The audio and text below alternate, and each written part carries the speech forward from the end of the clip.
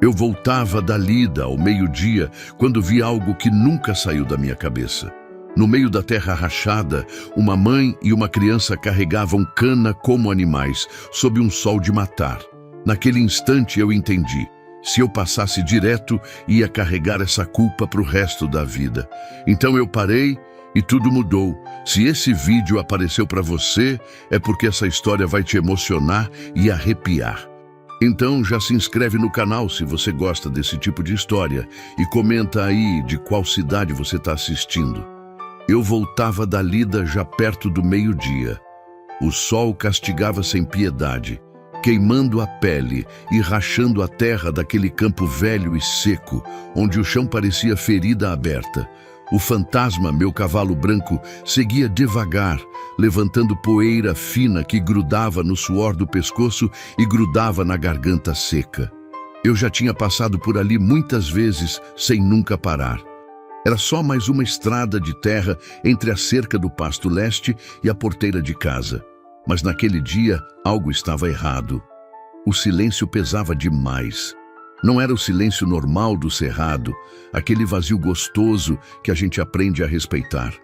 Era um silêncio tenso, sufocante, do tipo que faz o corpo ficar alerta mesmo sem saber o porquê. As cigarras tinham parado de cantar. Os pássaros sumiram. Até o vento parecia ter medo de fazer barulho. O fantasma sentiu antes de mim. Ele diminuiu o passo sozinho. As orelhas viraram para frente, atentas. Eu segurei as rédeas com mais firmeza e estreitei os olhos, tentando enxergar melhor através daquela claridade violenta que distorcia tudo. Foi então que eu vi. No meio da terra rachada, onde não crescia mais nada além de toco seco e capim morto, duas figuras se moviam devagar, curvadas como se carregassem o peso do mundo. A princípio pensei que fossem animais. A forma era baixa demais, o movimento torto demais. Mas quando me aproximei mais uns 50 metros, a realidade bateu no peito como um coice. Era uma mãe e uma filha. A mulher não devia ter mais que 30 anos, mas parecia carregar 60 nas costas. Ela estava curvada sob um feixe enorme de cana, grande demais, pesado demais, desumano demais. O feixe era maior que o próprio corpo dela, amarrado com corda grossa que cortava os ombros. Ela andava cambaleando, as pernas trêmulas, os pés descalços afundando na terra quente que devia estar queimando a sola. O suor misturado com poeira escorria pelo rosto magro, desenhava listras no pescoço sujo, pingava no chão deixando marcas escuras que secavam em segundos. Ao lado dela, a menina. Deus do céu, a menina. Pequena demais para aquilo. 8 anos, talvez 9. Tão magra que dava para contar as costelas através da camiseta rasgada. Ela arrastava outro feixe de cana pelo chão, menor que o da mãe, mas ainda assim grande demais para um corpo de criança. As mãos pequenas estavam machucadas, sangrando em alguns pontos onde a corda tinha cortado a pele fina. O corpo fraco tentava acompanhar o passo da mãe, mas ela tropeçava a cada 3, 4 passos, caía de joelhos, se levantava rápido demais, puxava o feixe de novo.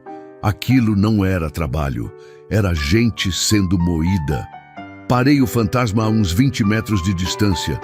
O coração batia forte no peito, a boca estava seca e uma raiva antiga começou a subir do fundo da barriga. Aquela raiva que a gente guarda quando vê injustiça, mas não faz nada. Aquela raiva que vai virando vergonha com o tempo. Elas não estavam ali por escolha. Não era possível. Trabalhavam rápido demais para quem estava sozinha, como se alguém pudesse aparecer a qualquer momento. O medo estava nos movimentos, na forma como a mulher olhava para o chão, nunca para os lados, nunca para trás. No jeito como a menina se levantava rápido demais, depois de cair, como se o chão queimasse mais que o sol. No silêncio forçado, sem reclamação, sem pausa, sem vida. Nem boi aguenta aquele peso naquele sol, mas elas aguentavam, em silêncio. Olhei ao redor procurando algum carro, alguma caminhonete, algum sinal de quem tinha colocado aquelas duas ali. Nada. Só o campo vazio, a terra rachada, o sol impiedoso e aquele canavial velho ao longe, abandonado há anos, que ninguém mais colhia porque não valia a pena. Será que alguém tinha ressuscitado aquela lavoura morta? E por que usar mão de obra daquele jeito, naquele calor, naquele lugar esquecido por Deus e pelos homens? A menina quase caiu de novo. Por um segundo o corpo cedeu. Os joelhos dobraram, as mãos soltaram a corda e ela ficou ali, de quatro no chão, a cabeça baixa, o peito subindo e descendo rápido demais. Por um instante pensei que ela ia desmaiar, mas não. Ela se levantou rápido, rápido demais, como quem já aprendeu que cair não é permitido. As mãozinhas pegaram a corda de novo, o corpo franzino puxou o feixe e ela continuou andando, tropeçando, caindo, levantando, sempre em silêncio. A mãe não reclamava, não olhava para os lados, não pedia ajuda.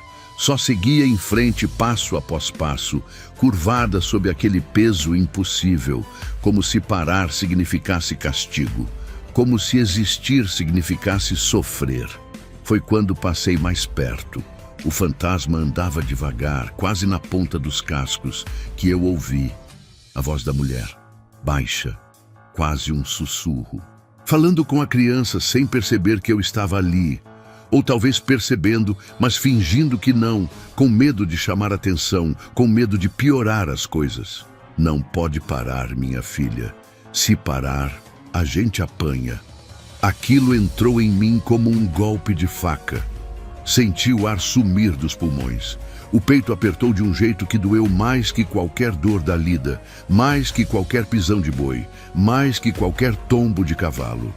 Era uma dor diferente, a dor de ver o que não devia existir, de saber que aquilo estava acontecendo a poucos quilômetros da minha casa, no meio do nada, longe dos olhos, longe da lei, longe de Deus. Fiquei parado em cima do cavalo, as mãos segurando as rédeas com tanta força que os nós dos dedos ficaram brancos, olhando aquela cena que não devia existir, tentando entender como o mundo podia ser tão cruel, tão injusto, tão desumano. Uma parte de mim mandava seguir caminho, fingir que não vi, fazer como todo mundo sempre fez, não se meter, não arrumar problema, cuidar da própria vida. Afinal, o que eu podia fazer? Eu era só um fazendeiro solitário, sem família, sem influência, sem poder. Quem ia me ouvir? Quem ia acreditar? E se eu me metesse e as coisas piorassem para elas? A outra parte de mim gritava dentro do peito. Gritava que se eu fosse embora, nunca mais ia dormir em paz. Que ia passar o resto da vida vendo aquelas duas figuras curvadas no meio do campo sempre que fechasse os olhos. Que ia ouvir aquela voz sussurrando, não pode parar, senão a gente apanha, toda vez que o silêncio ficasse pesado demais. Gritava que a Marta, minha falecida esposa, que tinha coração maior que o mundo, ia me amaldiçoar lá de cima se eu passasse direto. Que meu pai, homem duro mas justo, ia virar na cova. Que minha mãe, que chorava quando via criança com fome, ia deixar de me abençoar. Ali não tinha dignidade, não tinha escolha, não tinha humanidade, era escravidão. A palavra era essa, por mais que doesse dizer, por mais que parecesse coisa de livro de história. Mas estava ali, debaixo daquele sol de meio-dia, no interior de Goiás, no século XXI, como se o tempo não tivesse passado, como se nada tivesse mudado. O fantasma bufou baixo, inquieto. Ele sentia minha tensão, sentia que algo estava errado. Passei a mão no pescoço suado dele, tentando me acalmar, tentando pensar. Mas não dava para pensar, só dava para sentir. A raiva, a vergonha, a revolta e, por baixo de tudo isso, uma tristeza profunda. A tristeza de saber que o mundo é assim, que essas coisas acontecem, que tem gente que sofre enquanto a gente segue a vida fingindo não ver. Foi naquele instante, naquele campo seco, sob aquele sol impiedoso que eu entendi. Ou eu passava direto e carregava aquilo para sempre, ou fazia algo que ia mudar tudo. Não sei se foi coragem ou desespero. Não sei se foi fé ou raiva, mas algo dentro de mim se mexeu, algo que estava adormecido desde que a Marta morreu, desde que a solidão virou rotina, desde que eu aprendi a não sentir mais nada. Soltei as rédeas. O fantasma parou sozinho, como se soubesse. Desci devagar, os pés afundaram na terra quente e uma nuvem de poeira subiu ao redor das minhas botas velhas. O calor batia de baixo e de cima, o sol queimando a cabeça, o chão queimando a sola dos pés através do couro gasto. Respirei fundo. O ar entrou quente e seco, arranhou a garganta, encheu o peito de uma coragem que eu não sabia que ainda tinha. E então, caminhei em direção a elas. Cada passo levantava poeira. Cada passo deixava para trás a segurança do não se meter. Cada passo me levava para um lugar de onde não ia ter volta, porque tem coisas que, quando a gente vê, não dá mais para desviar o olhar. A mulher me viu primeiro. O corpo dela congelou. Os olhos arregalaram, cheios de medo. Aquele medo de quem já apanhou tantas vezes que qualquer movimento inesperado vira ameaça. Ela largou o feixe no chão com um baque surdo e puxou a menina para trás do corpo, tentando proteger, tentando esconder. Mas não fizemos nada de errado, senhor. A voz dela saiu trêmula, quebrada. A gente está trabalhando direitinho, eu juro. Parei a uns 3 metros de distância, as mãos abertas na frente do corpo, tentando parecer menos ameaçador, tentando mostrar que não ia machucar ninguém. Calma. Minha voz saiu mais rouca que eu esperava. Eu não vim fazer mal, não. Só queria entender o que está acontecendo aqui. Ela não respondeu. Só ficou ali, tremendo, os braços magros protegendo a filha, os olhos baixos. A menina choramingava baixinho atrás dela, as mãozinhas machucadas agarradas na camiseta suja da mãe. Quem mandou vocês trabalharem aqui? Perguntei, tentando manter a voz calma. Nesse sol, sem água, sem nada, silêncio. Vocês estão sozinhas? Tem alguém por perto? Mais silêncio. Olha, dei mais um passo, devagar. Eu sou fazendeiro. Minha propriedade é logo ali. Eu conheço essa região toda. E eu sei que ninguém trabalha cana aqui faz anos. Então me explica, quem trouxe vocês? A mulher abriu a boca, fechou, abriu de novo, as lágrimas começaram a descer, abrindo caminho limpo no rosto sujo de poeira. Não posso falar, ela sussurrou. Se eu falar, ele mata a gente. E foi nessa hora que eu soube. Aquilo era muito pior do que eu imaginava. A palavra mata ficou pendurada no ar quente entre nós, como um abutre esperando a carniça. Senti o estômago revirar. Não era medo, ou pelo menos não era só medo. Era uma mistura de raiva e impotência que eu conhecia bem. Aquela sensação de quando você percebe que o mundo é ainda mais cruel do que você já sabia. Ele quem? Perguntei, mas a voz dela já tinha sumido de novo. A mulher sacudiu a cabeça, os olhos grudados no chão. As lágrimas caíam direto na terra rachada, formando pequenas manchas escuras que desapareciam em segundos, engolidas pela sede do chão. A menina continuava escondida atrás dela, só os olhinhos assustados aparecendo de vez em quando, me olhando como se eu fosse mais um pesadelo naquele dia que já era todo feito de horror. Olhei ao redor de novo.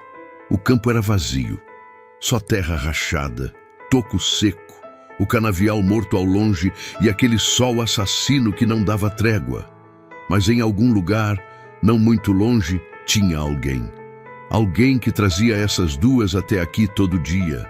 Alguém que as ameaçava. Alguém que as quebrava aos poucos, como se quebra animal bravo. Escuta aqui, falei, tentando soar firme, mas não ameaçador. Eu não sou polícia, não sou ninguém importante, sou só um fazendeiro velho que não consegue passar direto vendo isso. Mas eu posso ajudar. Posso levar vocês para minha casa, dar água, comida, um lugar para descansar. E a gente conversa com calma. Ela levantou o rosto de repente, os olhos arregalados de pânico. Não pode. Se a gente sumir daqui, ele vai... A voz morreu antes de terminar a frase, mas eu entendi o que ela não conseguiu dizer. A ameaça era real. O perigo era concreto. E provavelmente não era só contra elas duas. Ele vai o quê? Insisti, mas com mais delicadeza dessa vez. Tem mais alguém? Tem mais gente sofrendo por causa desse homem? O silêncio dela foi a resposta. Um silêncio pesado, carregado de segredos terríveis, de dor acumulada, de um medo tão antigo que já tinha virado parte da vida. Respirei fundo, tentando pensar. O sol continuava castigando. O suor escorria pelas minhas costas, colava a camisa na pele, pingava da ponta do nariz. Como elas aguentavam aquilo? Como aquele corpo franzino da menina não tinha derretido ainda? Foi quando ouvi o barulho de motor ao longe. A mulher ouviu também. O corpo dela enrijeceu todo, como se tivesse levado um choque. Os olhos viraram para a estrada de terra que vinha do outro lado do campo, e o pânico tomou conta do rosto dela com uma velocidade assustadora. Ele tá vindo, ela sussurrou, a voz tremendo tanto que mal dava para entender. Meu Deus, ele tá vindo e o senhor tá aqui, ele vai achar que a gente falou, ele vai... Calma. Segurei o braço dela de leve, mas ela se encolheu como se eu tivesse batido. Calma. Eu tô aqui porque passei e vi vocês. Não tem nada de errado nisso. Sou fazendeiro da região, é normal parar para ver o que está acontecendo na terra dos outros. Mas ela não estava me ouvindo. Já tinha se abaixado, pegado a corda do feixe de cana de novo, tentado levantar aquele peso impossível, com uma urgência desesperada. A menina fez o mesmo, as mãozinhas machucadas pegando a própria corda, puxando, tentando parecer ocupada. Finge que tá só olhando a lavoura, ela sussurrou enquanto se curvava sob o peso.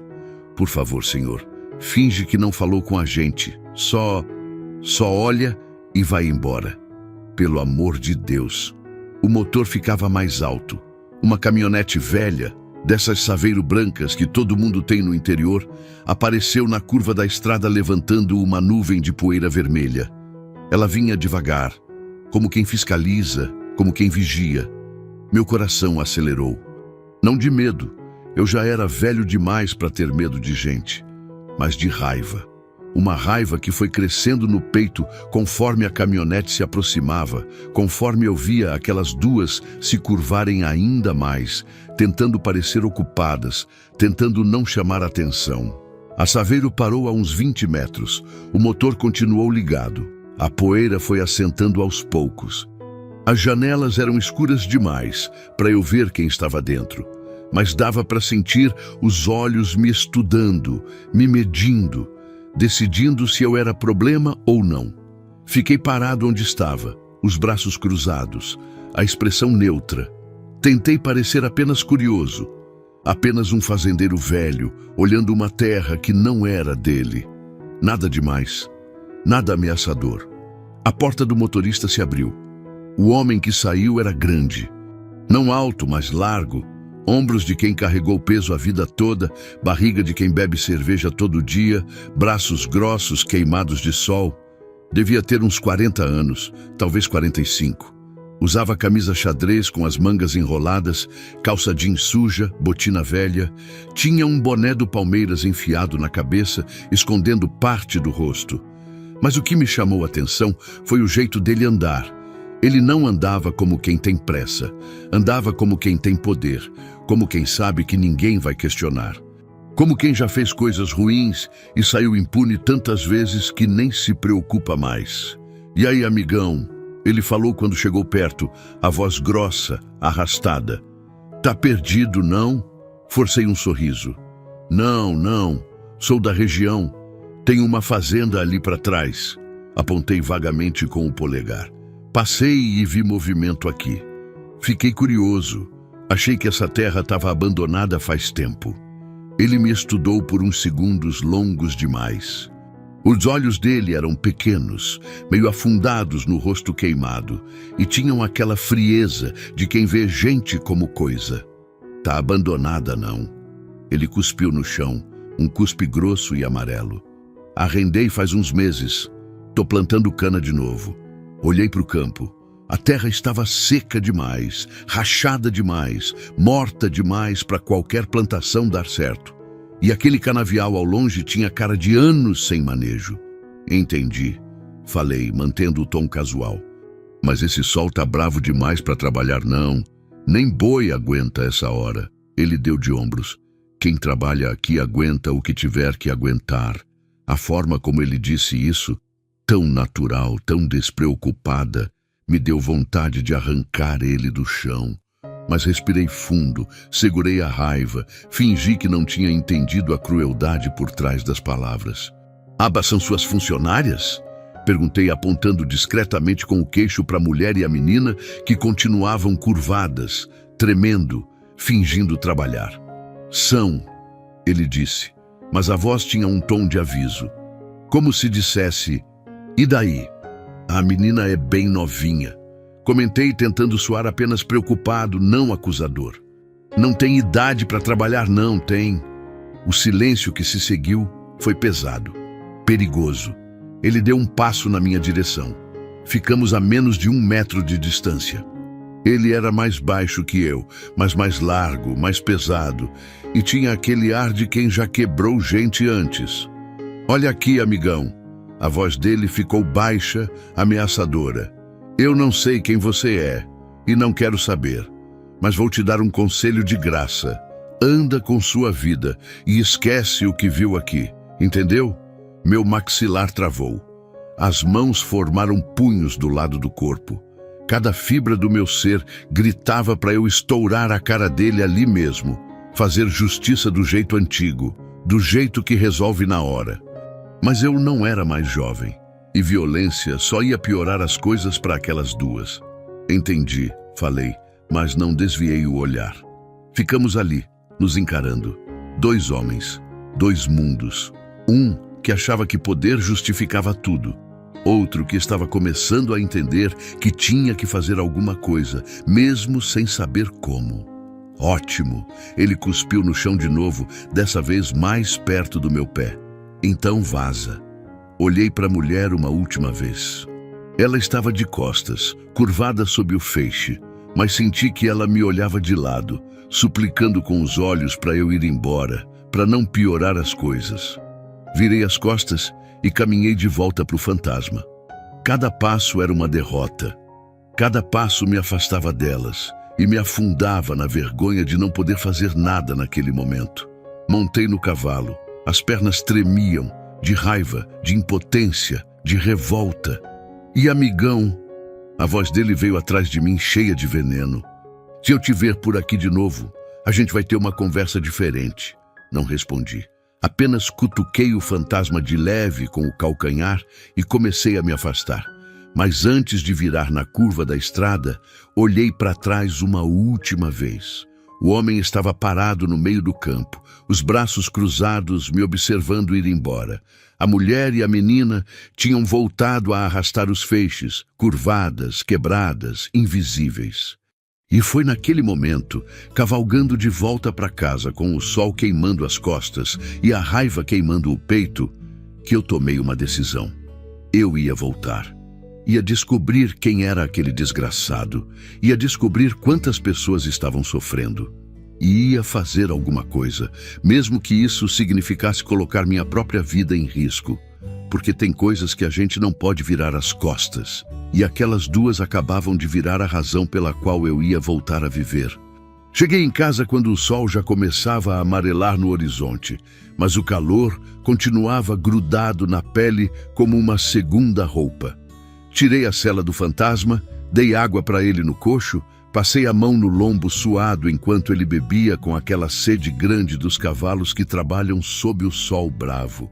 Ele me olhou de lado, como se soubesse que algo tinha mudado, como se sentisse o peso que eu carregava nos ombros. Eu sei, velho, murmurei, coçando atrás da orelha dele. Eu também não sei o que fazer. A casa estava do jeito que eu tinha deixado de manhã, silenciosa, vazia. As paredes de adobe guardavam o frescor da sombra, mas não guardavam mais nada de vida. A cadeira de balanço da Marta continuava no canto da varanda, onde ela gostava de sentar no fim de tarde para ver o sol se pôr. Eu não tinha coragem de tirar dali. 7 anos depois, ainda esperava que ela aparecesse, se sentasse e dissesse que tudo tinha sido um pesadelo. Mas ela não ia aparecer. E eu sabia disso. Entrei, joguei o chapéu no prego perto da porta, fui direto para a cozinha. A geladeira tinha o básico: ovo, queijo, um resto de feijão de 2 dias atrás. Esquentei o feijão no fogão a lenha, fiz 2 ovos mexidos, cortei um pedaço de queijo meia cura que eu mesmo tinha feito semana passada. Comida simples de homem sozinho. Sentei na mesa, a mesma mesa onde minha mãe serviu comida para a família inteira durante 40 anos. E tentei comer, mas cada garfada custava a descer. O estômago estava fechado, embrulhado. A imagem daquelas duas não saía da cabeça. A mulher curvada sob aquele peso impossível, a menina arrastando aquele feixe de cana com as mãozinhas machucadas. E aquela voz sussurrando: não pode parar. Se parar, a gente apanha. Larguei o garfo, apoiei os cotovelos na mesa, enterrei o rosto nas mãos. Que eu faço, Marta? Falei pro vazio. Que eu faço? O silêncio me respondeu, o mesmo silêncio de sempre. O silêncio que tinha virado minha única companhia depois que ela se foi. Mas dessa vez, o silêncio não trouxe paz. Trouxe inquietação. Trouxe aquelas imagens grudadas na mente como carrapato em lombo de boi. Trouxe a voz daquele homem. Anda com sua vida e esquece o que viu aqui. Como é que eu ia esquecer? Levantei e fui até o armário velho, onde guardava as poucas garrafas de pinga que sobravam. Peguei uma, tirei a tampa, bebi um gole direto do gargalo. A cachaça desceu queimando, mas não queimou o suficiente para apagar o que eu tinha visto. Andei pela casa como animal enjaulado. Sala, cozinha, quarto, de volta para a sala. O relógio de parede marcava 7h30. Lá fora, a noite começava a cair, trazendo aquele coro de grilos e sapos que sempre anunciava o fim do dia no cerrado. Mas hoje, o som não acalmava, só aumentava a inquietação. Sentei no sofá velho, peguei o telefone.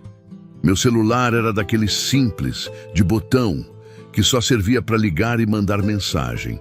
Eu tinha o número do delegado da cidade, o Roberval, um sujeito que conhecia desde criança. Fiquei olhando para a tela, o dedo sobre o botão de chamar. Mas e se eu ligasse e não desse em nada? E se o Roberval fosse um daqueles que fecha os olhos para essas coisas? Pior ainda, e se aquele desgraçado do canavial tivesse conexões, tivesse gente na polícia no bolso? Isso era interior, e no interior as coisas funcionam diferente. Quem tem dinheiro tem poder, quem tem poder faz o que quer. E se eu denunciasse e não dessem nada, aquelas duas iam pagar o preço. O homem ia saber que alguém falou, ia saber que fui eu. E a ameaça que ele tinha feito: se eu te ver por aqui de novo, a gente vai ter uma conversa diferente.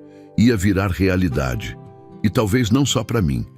Larguei o telefone no sofá. Não era ainda, não podia ser na precipitação.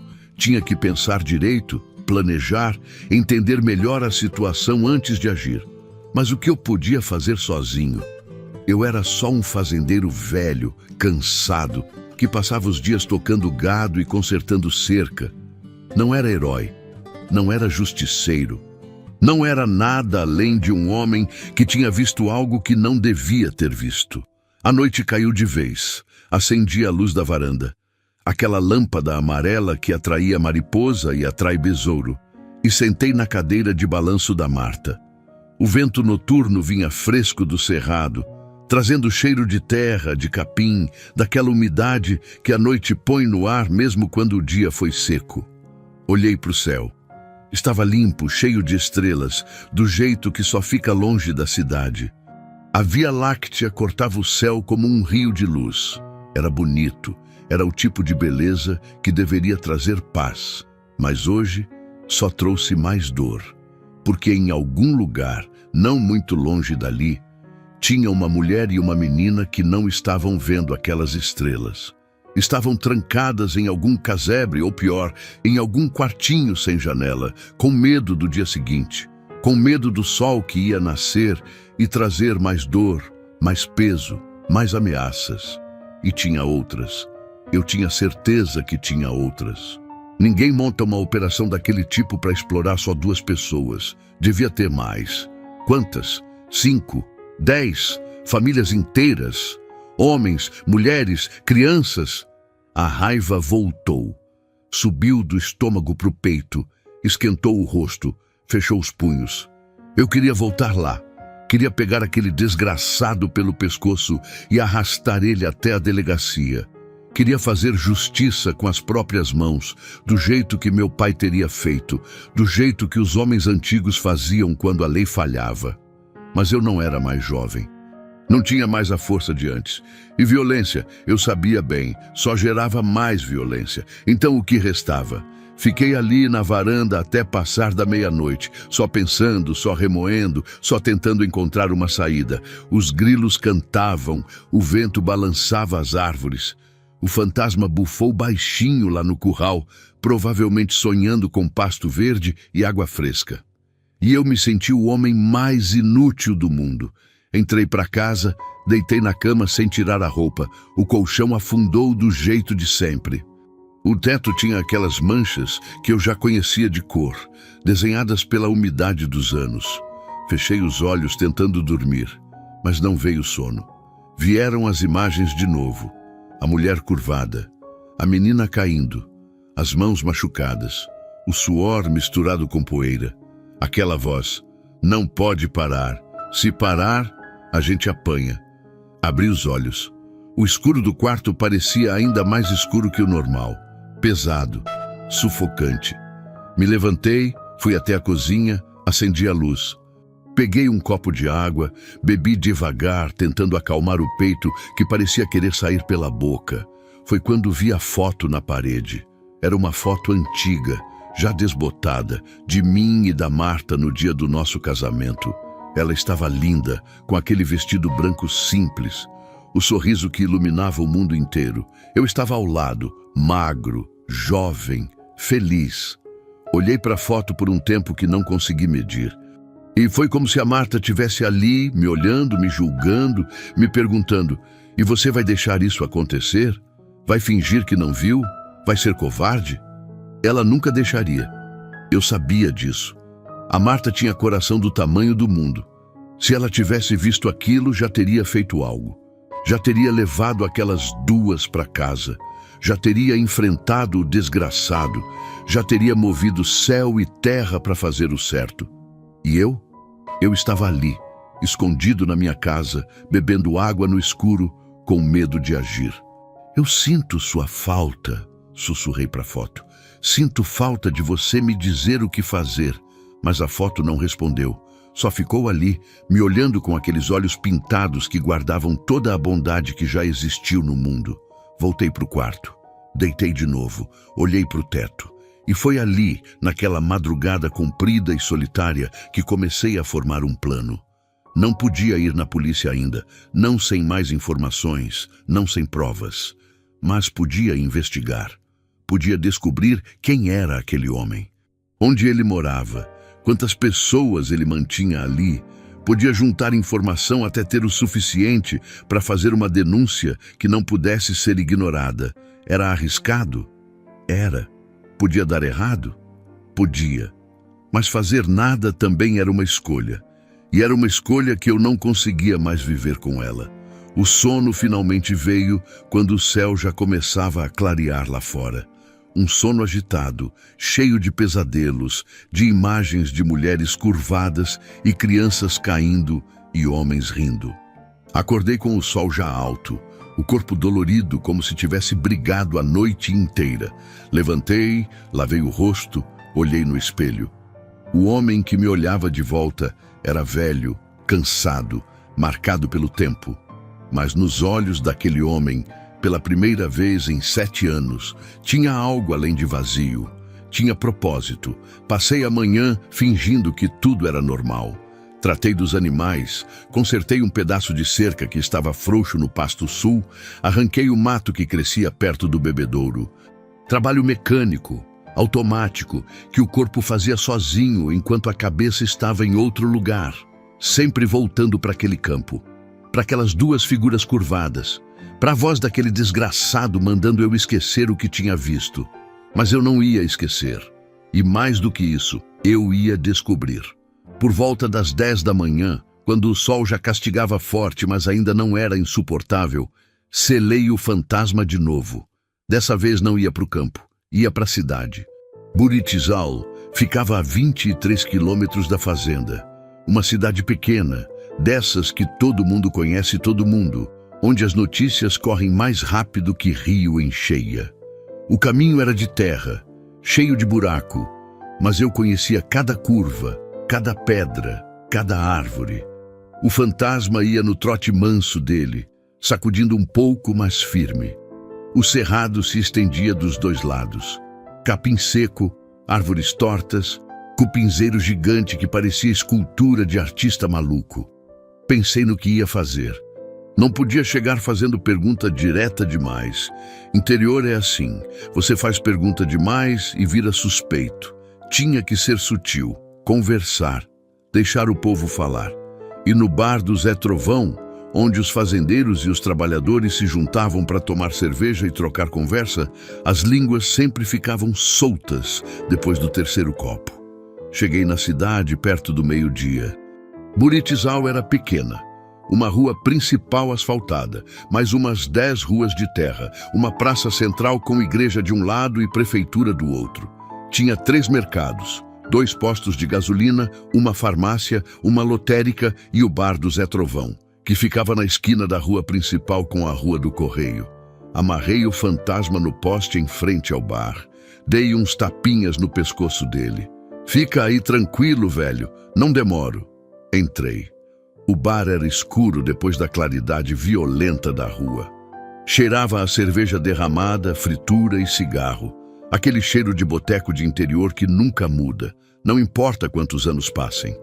Tinha umas 5 mesas de madeira manchadas pelo tempo, um balcão comprido onde o Zé ficava, e uma geladeira velha cheia de cerveja. Zé Trovão, um sujeito gordo, de bigode grisalho e cara sempre vermelha, me viu e abriu um sorriso.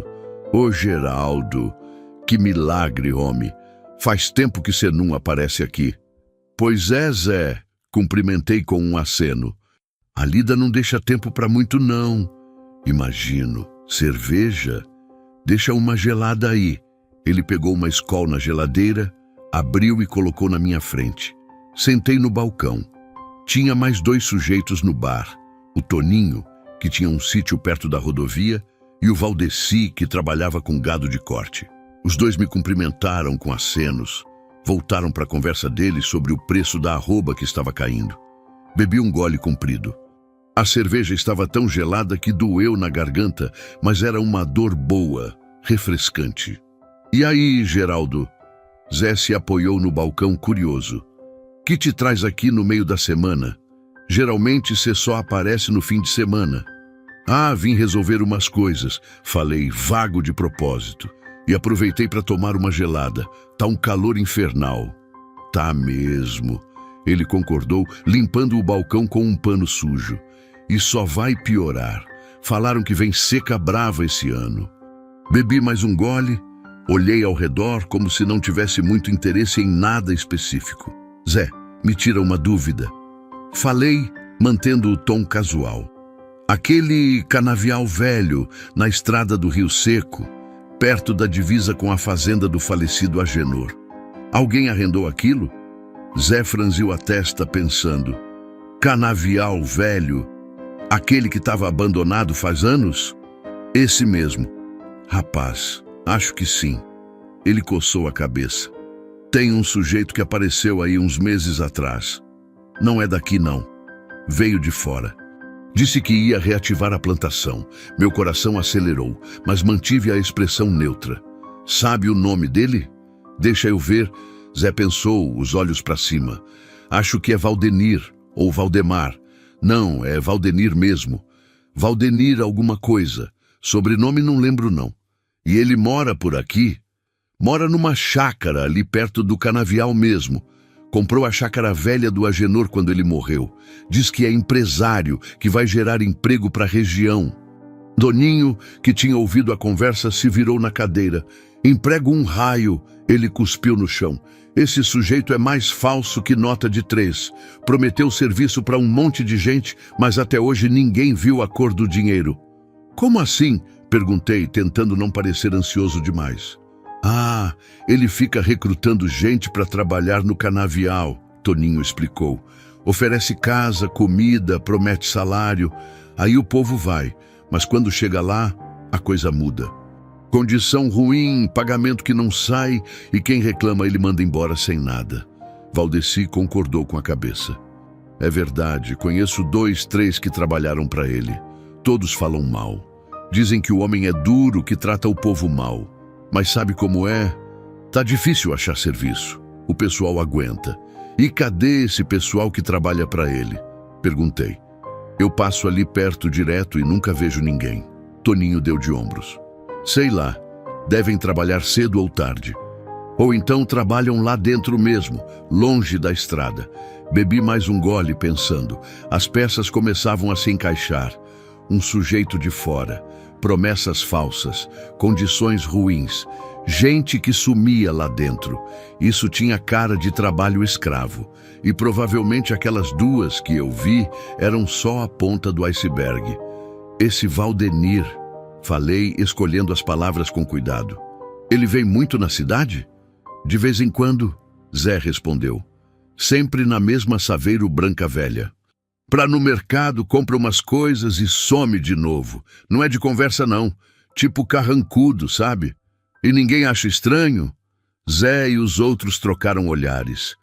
Geraldo, Zé falou, a voz mais baixa agora. Aqui é interior, rapaz. A gente não se mete muito na vida dos outros. E esse Valdenir? Bom, dizem que ele tem amigos em lugares altos. Polícia, prefeitura, essas coisas. Então o povo prefere não arrumar confusão. Aquilo confirmou minha suspeita. O desgraçado tinha proteção. Era por isso que continuava fazendo o que fazia.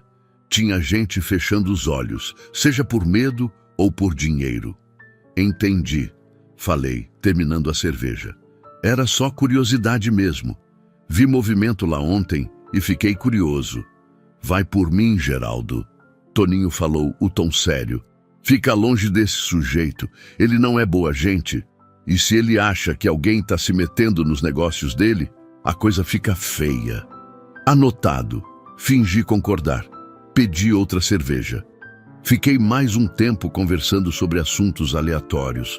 O preço do boi, a falta de chuva, o time de futebol da cidade que tinha perdido de novo. Mas minha cabeça estava em outro lugar, processando as informações. Valdenir, chácara perto do canavial, conexões com polícia e prefeitura, trabalhadores que entravam mas não saíam, ou que saíam sem receber, sem dignidade, quebrados. Quando saí do bar, o sol estava no auge.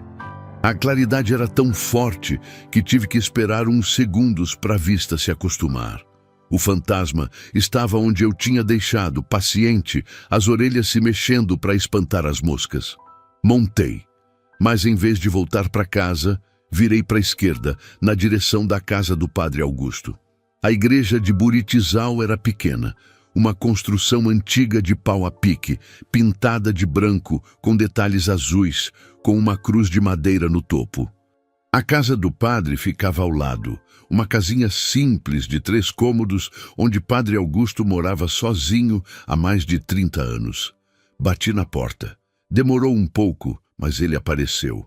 Um senhor de 70 e poucos anos, magro, de cabelos brancos e olhos gentis por trás dos óculos de aro grosso.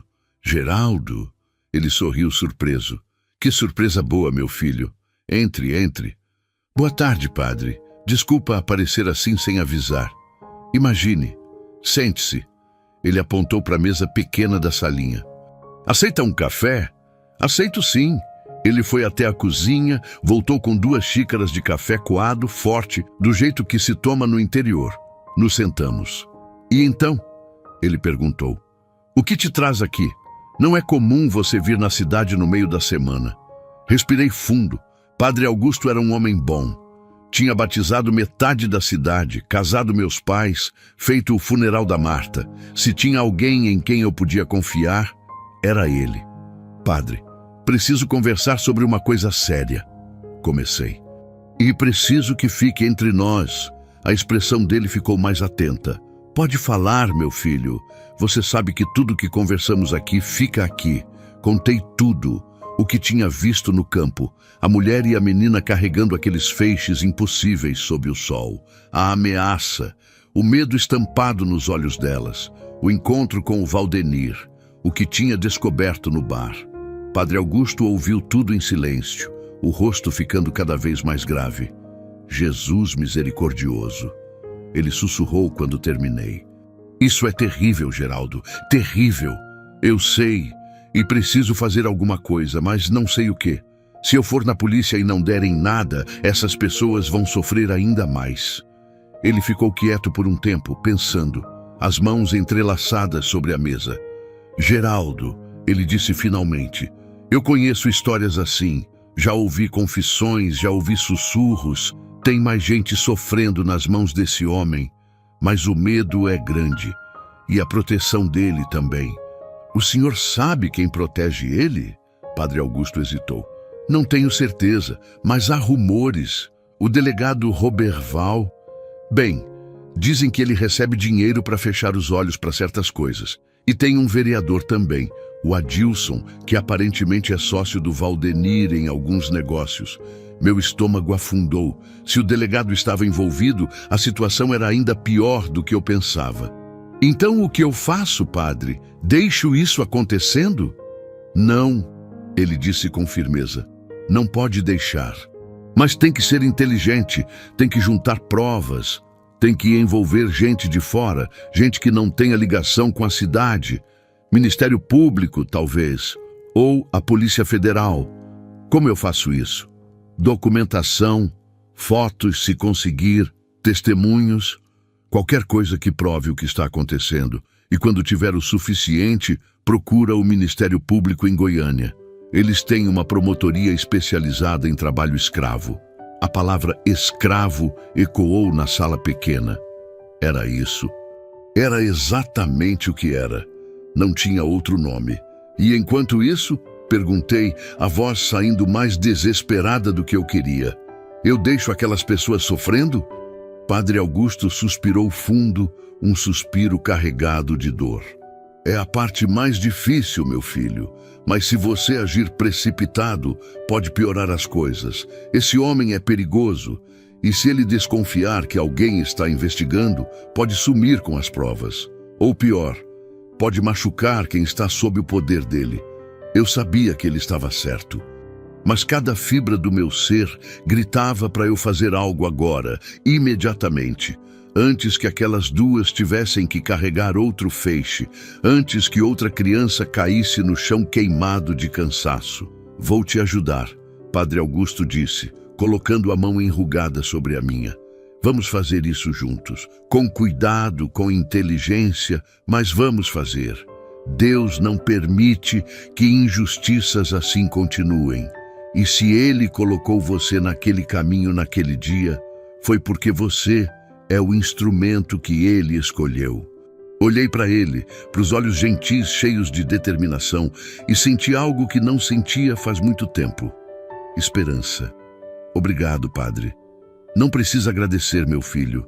É obrigação de todo cristão lutar contra o mal. E isso, ele apontou vagamente na direção do canavial. Isso é o mal na sua forma mais pura. Saí da casa do padre com um plano. Não era perfeito, não era rápido, mas era um começo.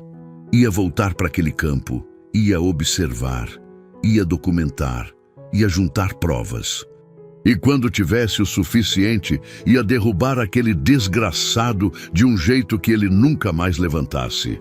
Montei no fantasma, virei para a estrada de casa. O sol começava a descer, pintando o céu de laranja e rosa. Era bonito, mas hoje a beleza doía. Porque em algum lugar, sob aquele mesmo céu bonito, tinha gente sofrendo, e eu tinha prometido que ia fazer algo a respeito. Passei os próximos 3 dias planejando. Não era o tipo de coisa que se faz na pressa. Tinha que ser cuidadoso, silencioso, invisível. Qualquer erro podia custar caro, não para mim, mas para aquelas pessoas que já sofriam demais. Acordava antes do sol nascer, tratava dos animais, fazia a lida básica da fazenda. Mas minha cabeça estava sempre naquele canavial, naquelas 2 figuras curvadas, no desgraçado da Saveiro Branca. Padre Augusto tinha razão. Precisava de provas, fotos, testemunhos, qualquer coisa que mostrasse o que realmente estava acontecendo ali. O problema é que eu não tinha câmera boa. Meu celular velho mal tirava foto decente de dia, que dirá de longe ou em condições ruins. Foi quando lembrei do Mário, filho do finado Seu Durval, que trabalhava com fotografia de casamento na cidade. Ele tinha equipamento profissional, câmeras que conseguiam tirar foto de longe, com zoom potente. Na manhã do 4º dia, voltei para Buritizal. Dessa vez não fui no Fantasma. Peguei a caminhonete velha que ficava guardada na garagem desde que a Marta morreu. Uma S10 branca de 98, meio surrada, mas que ainda rodava bem.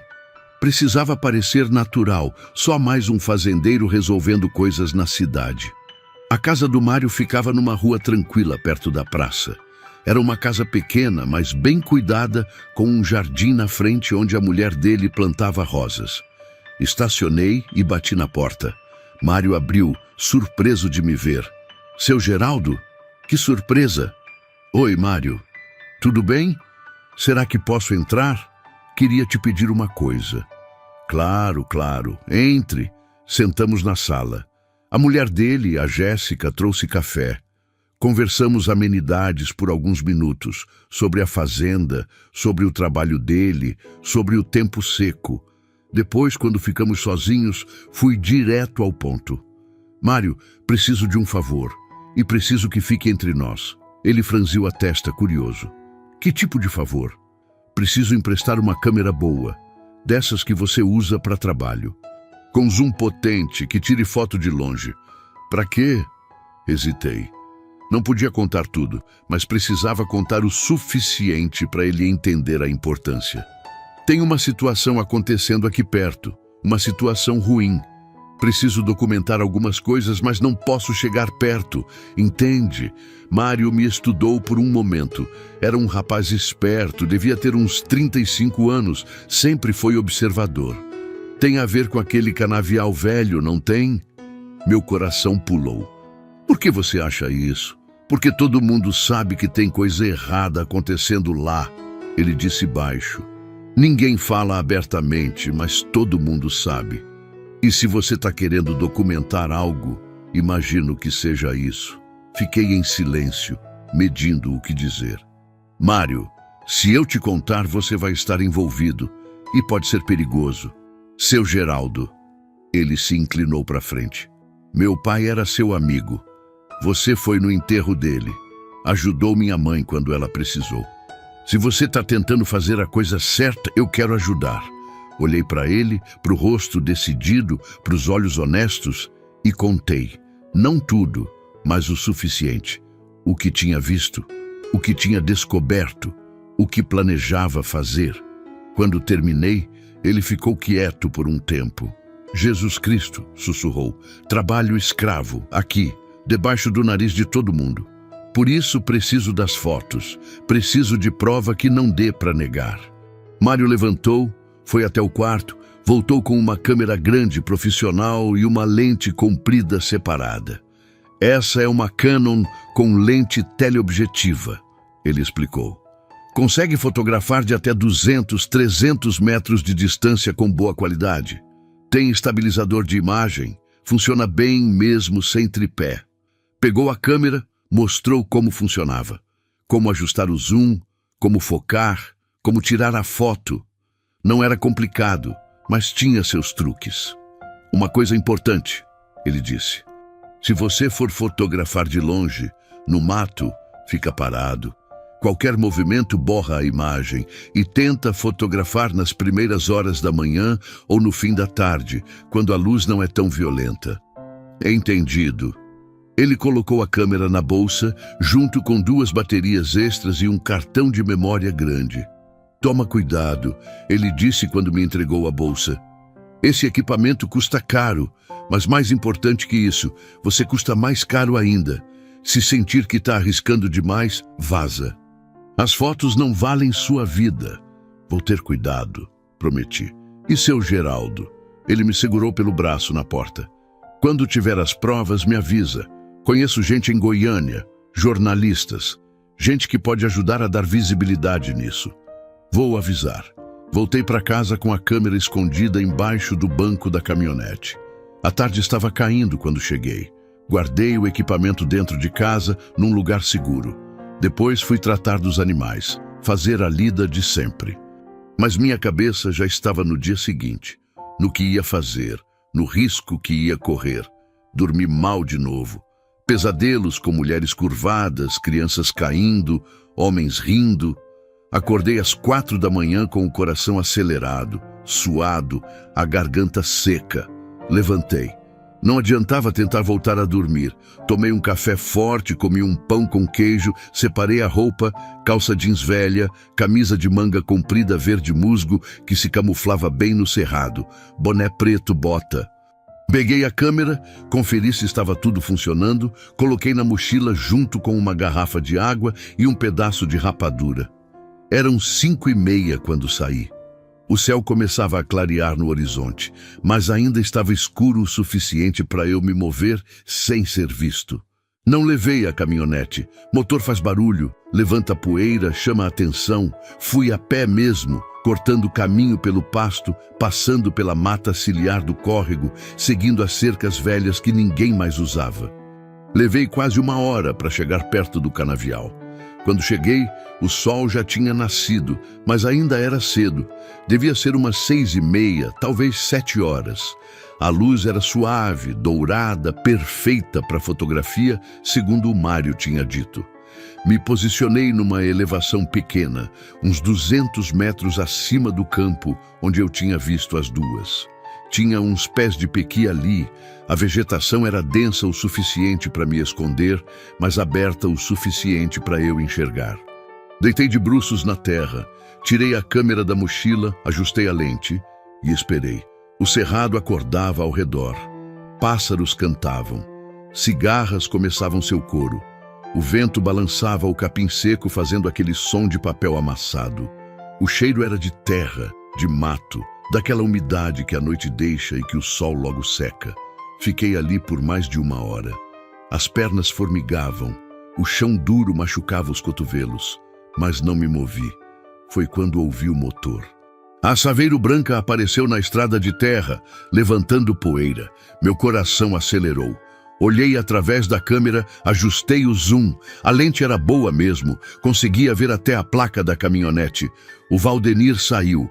E não estava sozinho. Tinha mais 2 homens com ele. Um era grande, muito grande, devia ter mais de 2 metros de altura, ombros largos, cara de poucos amigos. O outro era mais baixo, magro, nervoso, o tipo que fica olhando para os lados o tempo todo. Eles abriram a caçamba da caminhonete e então começaram a descer. 1, 2, 3, 4, 5 pessoas. Eram 3 mulheres, 1 homem e 1 menino. Todos magros demais, sujos demais, assustados demais. Uma das mulheres era aquela que eu tinha visto antes, com a menina. Mas a menina não estava com ela dessa vez. Fotografei. Clique, clique, clique. Cada pessoa descendo, as expressões nos rostos, o jeito como se encolhiam quando o Valdenir gritava algo. Eles distribuíram ferramentas, facões, cordas, aqueles sacos de ráfia para carregar cana. O homem grande ficou de vigia, os braços cruzados, enquanto os outros começavam a trabalhar. Fotografei tudo. O trabalho começando. As pessoas se curvando sob o sol que já esquentava. O homem grande gritando quando alguém desacelerava. O Valdenir rindo de algo, acendendo um cigarro, se encostando na caminhonete como se fosse dono daquelas vidas. Fiquei ali por quase 3 horas. Tirei mais de 200 fotos. Algumas ficaram borradas pelo calor que distorcia o ar, mas muitas ficaram boas, muito boas. Dava para ver os rostos, dava para ver o sofrimento, dava para ver a desgraça humana acontecendo ali, debaixo do sol de Goiás, como se fosse coisa normal. Foi quando vi algo que fez meu sangue gelar. A mulher, aquela que eu tinha visto antes, cambaleou, caiu de joelhos. Ficou ali, no chão, o corpo sacudindo. O homem grande foi até ela, gritou algo. Ela tentou levantar, mas não conseguiu. Então ele chutou. Um chute forte nas costas que a jogou para frente, de cara no chão. Fotografei. Minha mão tremia de raiva, mas fotografei. Ela se arrastou, tentou levantar de novo. O homem levantou a mão como se fosse bater outra vez. Foi quando o Valdenir falou algo, acenou com a mão. O homem grande parou, resmungou algo, voltou para o lugar dele. A mulher levantou, trêmula, pegou o facão de novo, voltou a trabalhar. Eu queria descer dali. Queria correr até aquele desgraçado e arrancar a cabeça dele. Cada músculo do meu corpo gritava para eu fazer algo, para eu não ficar ali escondido, covarde, enquanto aquilo acontecia. Mas Padre Augusto tinha razão. Se eu agisse agora, sem provas suficientes, sem um plano, ia piorar tudo. Ia colocar aquelas pessoas em risco ainda maior. Então fiquei, fotografei, documentei, testemunhei o inferno acontecendo enquanto o sol subia e o calor ficava insuportável. Por volta das 10 da manhã eles pararam. O Valdenir apitou. As pessoas largaram as ferramentas, se juntaram perto da caminhonete. Ele jogou uma garrafa de água no chão, uma garrafa pequena para 5 pessoas. Eles dividiram, cada um bebendo um gole minúsculo. Depois, voltaram a trabalhar. Fiquei até meio-dia. Quando o sol estava impossível, no auge do calor, decidi ir embora. Tinha fotos suficientes por hoje. E se ficasse mais tempo, corria o risco de ser descoberto. Me arrastei para trás, devagar, silencioso. Só quando estava longe o suficiente que levantei e comecei a caminhar de volta. O caminho de volta pareceu mais longo. As pernas doíam. A cabeça latejava de sol e raiva. Mas dentro da mochila, no cartão de memória daquela câmera, estava a verdade. A verdade que ia derrubar aquele desgraçado. Cheguei em casa exausto, desabei no sofá, bebi água direto da jarra, molhei a cabeça na pia da cozinha. Depois, peguei o celular e liguei para o Padre Augusto. "Ah, consegui", falei quando ele atendeu. "Tenho fotos, muitas fotos." Do outro lado da linha, ouvi o suspiro de alívio. "Graças a Deus, meu filho. Vem aqui amanhã. A gente precisa conversar sobre os próximos passos." "Vou sim, padre." Desliguei. Olhei para a câmera na mesa. Dentro dela estava a munição que eu precisava. Agora era só questão de acertar o alvo. Não dormi naquela noite. Fiquei na sala, o notebook velho aberto na mesa, aquele mesmo notebook que a Marta usava para ver receita e conversar com as amigas, e que depois da morte dela ficou anos parado juntando poeira. Passei o cartão de memória para o computador e comecei a olhar as fotos uma por uma. Cada imagem era um soco no estômago. A mulher curvada sob o peso, o homem magro com a camisa encharcada de suor, as costas arqueadas de dor.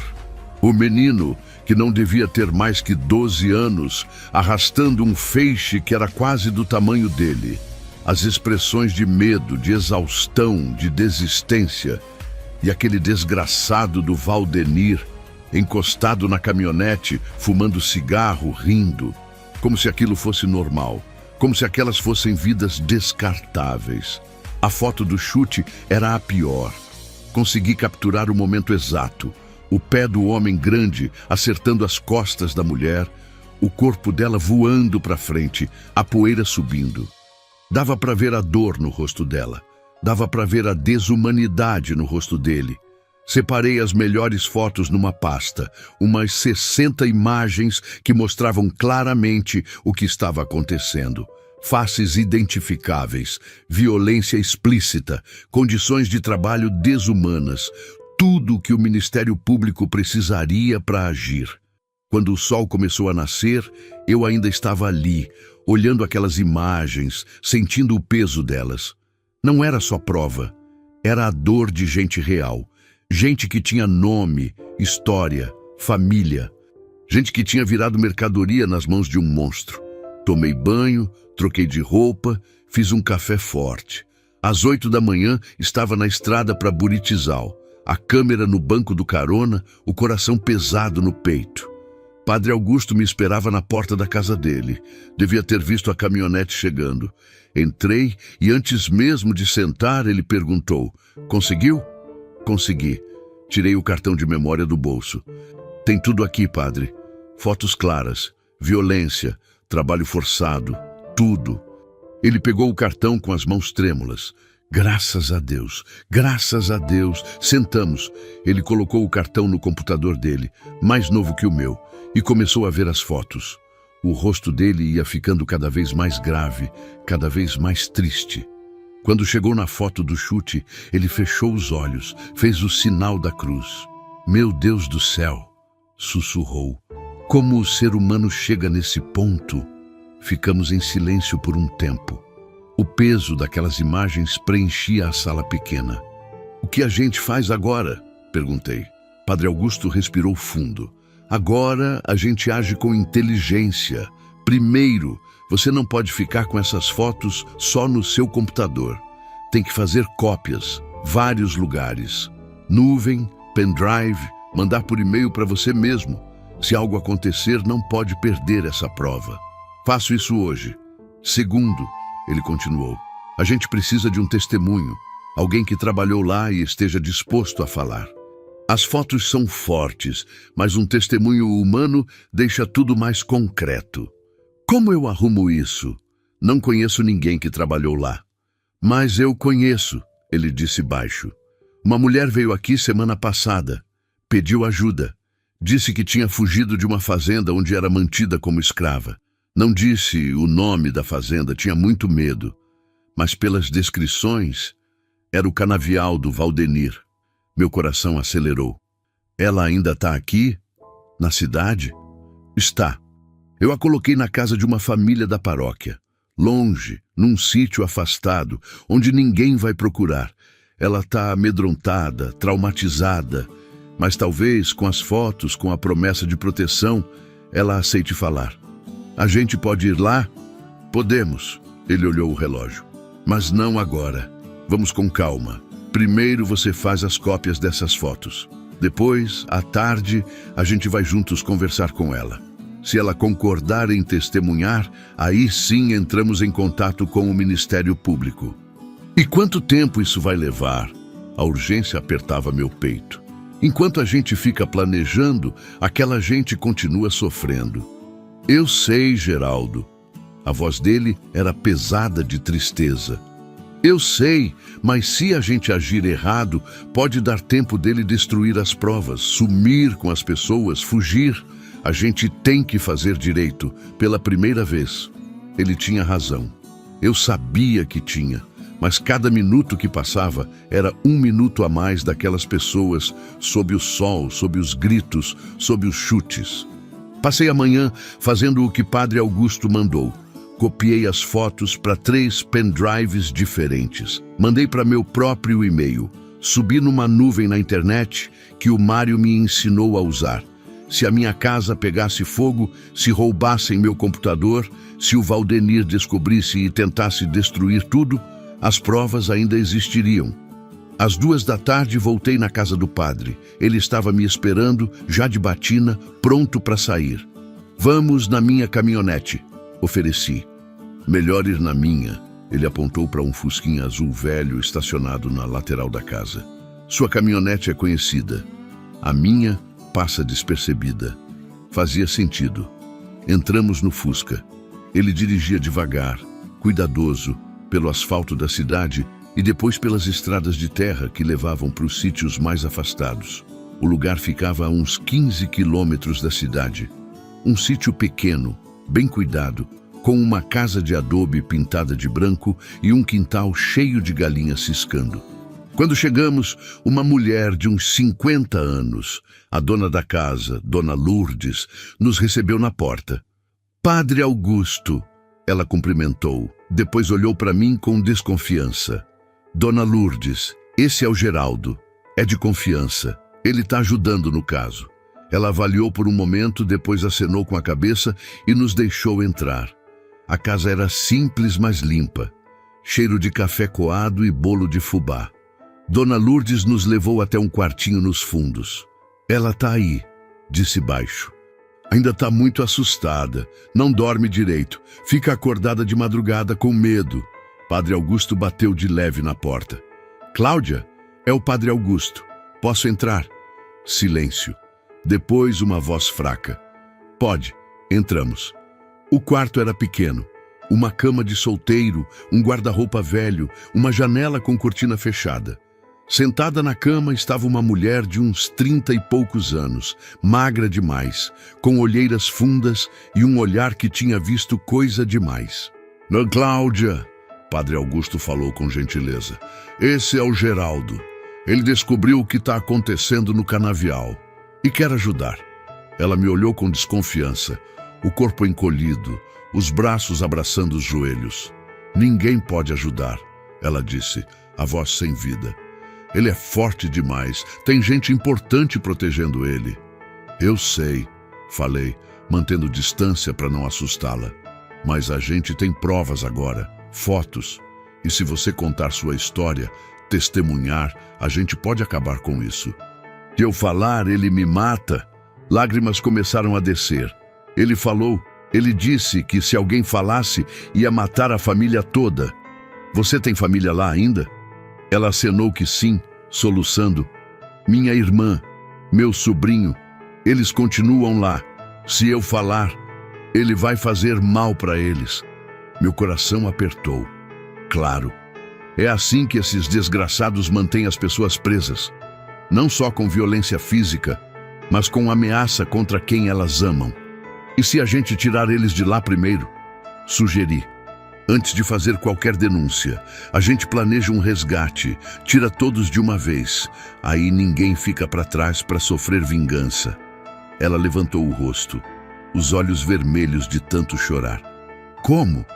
Como vocês vão fazer isso? Ele tem capangas, tem armas, tem gente vigiando dia e noite. Ainda não sei, admiti. Mas se você me contar como funciona, onde fica o lugar, quantas pessoas tem, a gente pode planejar. Padre Augusto sentou na beirada da cama, segurou a mão dela com delicadeza. Cláudia, minha filha, eu sei que está com medo, mas se a gente não fizer nada, quantas outras pessoas vão passar pelo que você passou? Quantas crianças vão crescer sendo tratadas como animais? Quantas famílias vão ser destruídas? Ela ficou em silêncio, tremendo.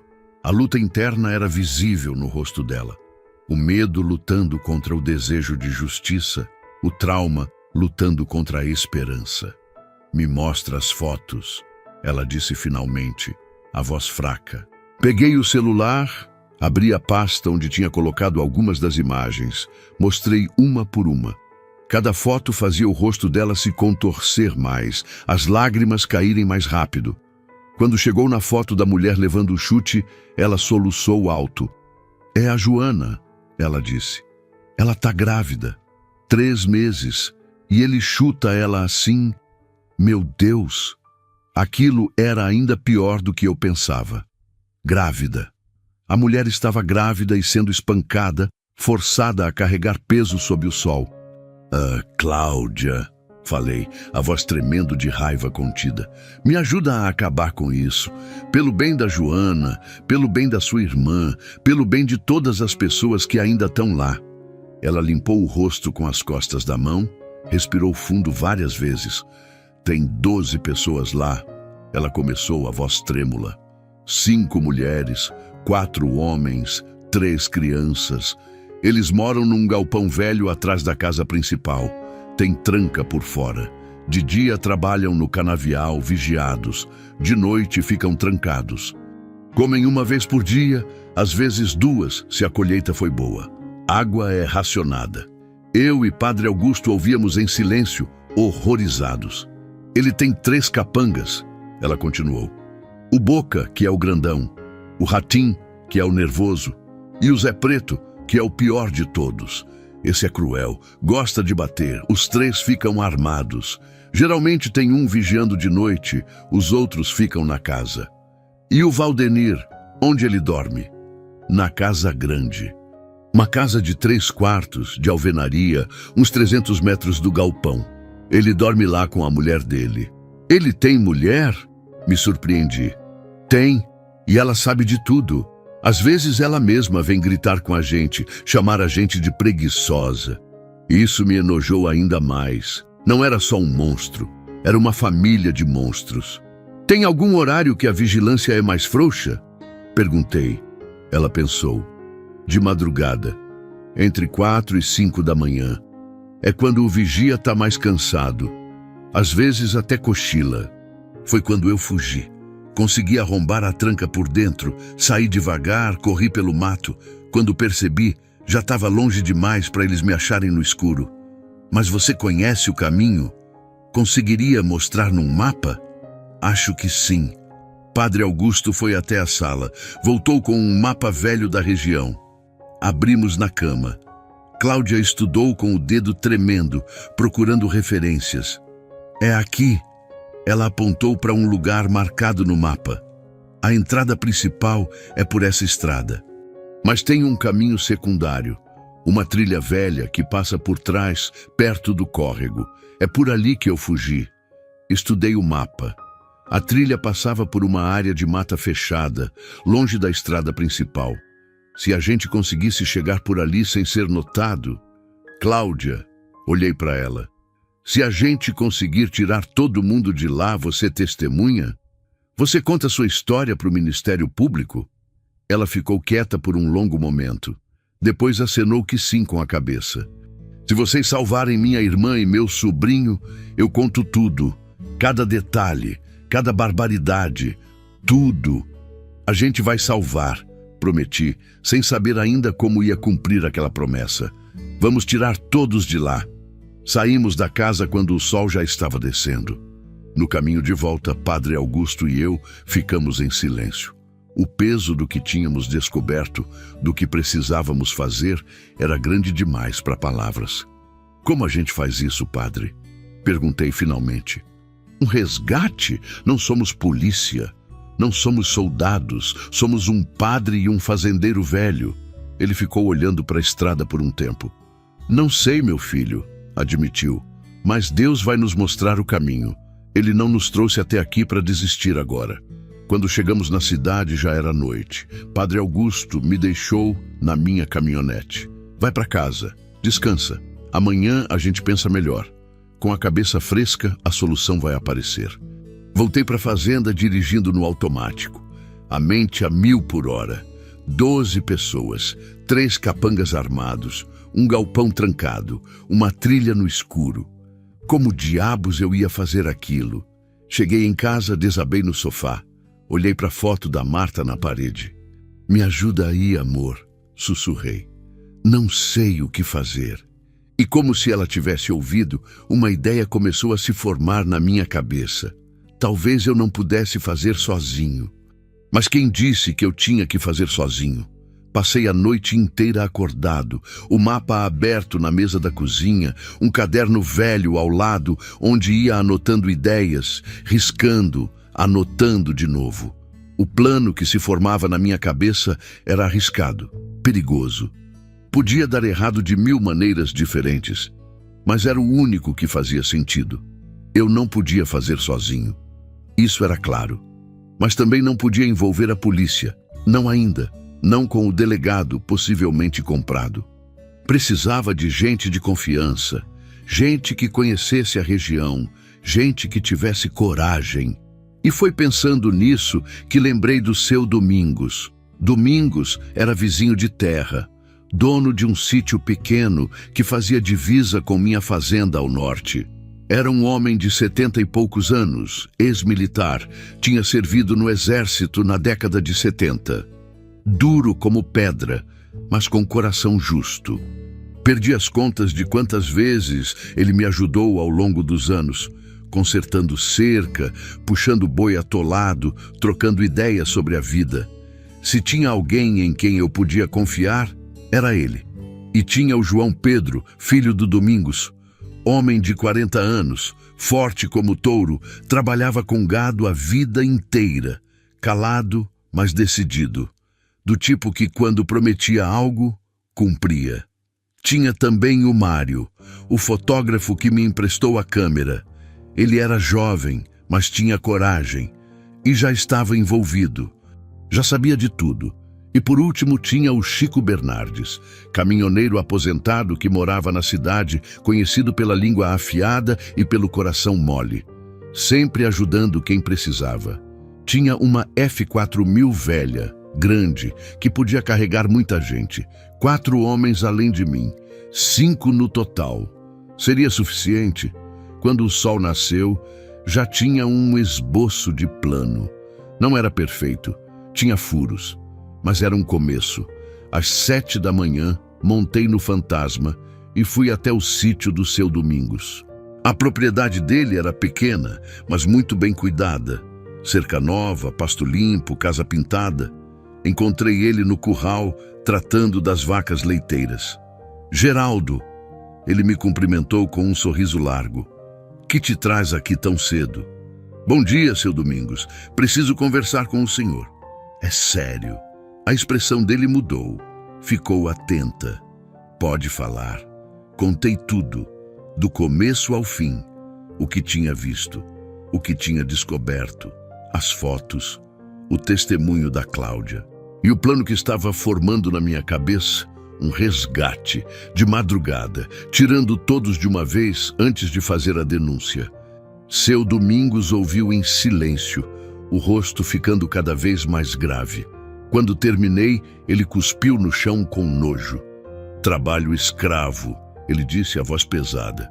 Aqui, debaixo do nosso nariz. E ninguém fez nada. Ninguém sabia direito. E quem sabia, tinha medo. E você quer fazer o que exatamente? Um resgate? Geraldo, isso é coisa de polícia, de gente treinada.